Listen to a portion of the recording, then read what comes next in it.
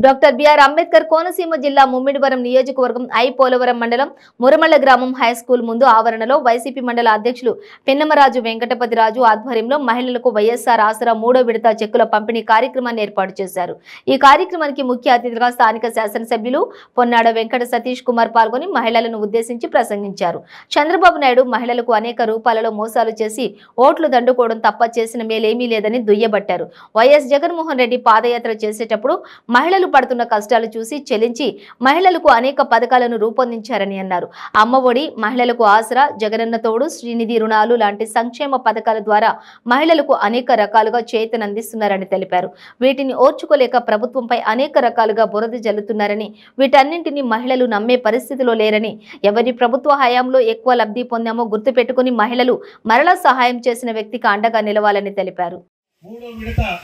ఆసరా పంపిణీ కార్యక్రమంలో భాగంగా పోలవరం మండలానికి సంబంధించి ఈరోజు మురమల్లో ఏర్పాటు చేసుకున్న ఈ కార్యక్రమానికి సభాధ్యక్షులు మిత్రులు పిన్నమర శ్రీని గారికి, అలాగే వేదిక మీద ఉన్న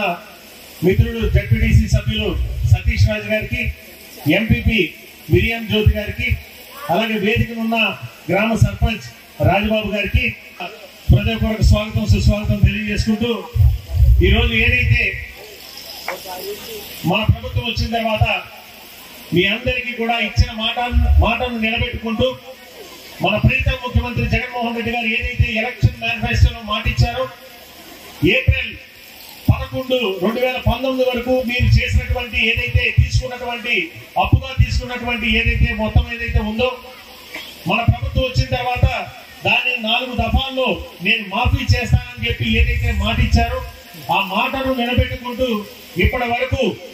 2 దఫాల్లో ఇచ్చాం। మొన్న 25వ తారీఖున ఈ రాష్ట్ర వ్యాప్తంగా మన గౌరవ ముఖ్యమంత్రి జగన్మోహన్ రెడ్డి గారు 3వ విడత ఈ రాష్ట్రంలో ఉన్న అక్క చెల్లెళ్ళ ఖాతాల్లోకి సుమారు 6,300 కోట్ల రూపాయలు సుమారు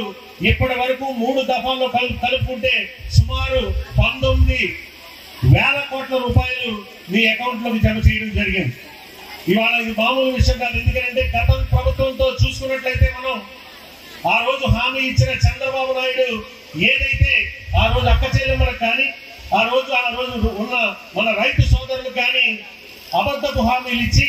రైతు రుణమాఫీ చేస్తా, అక్క చెల్లెమ్మలకు తీసుకున్న రుణాలన్నీ కూడా నేను మాఫీ చేస్తానని చెప్పి ఏదైతే మాట ఇచ్చి ఆ రోజు గద్దెనెక్కారో 5 సంవత్సరాల పరిపాలనలో ఏ ఒక్కరికి కూడా ఇచ్చిన మాట నిలబెట్టుకోకుండా ఇవాళ ఏ రకంగా మోసం చేశారనేది మీరు అందరికీ తెలుసు। మీరు అందరూ కూడా దానికి తగిన బుద్ధి కూడా మీరు చంద్రబాబు నాయుడికి చెప్పారు।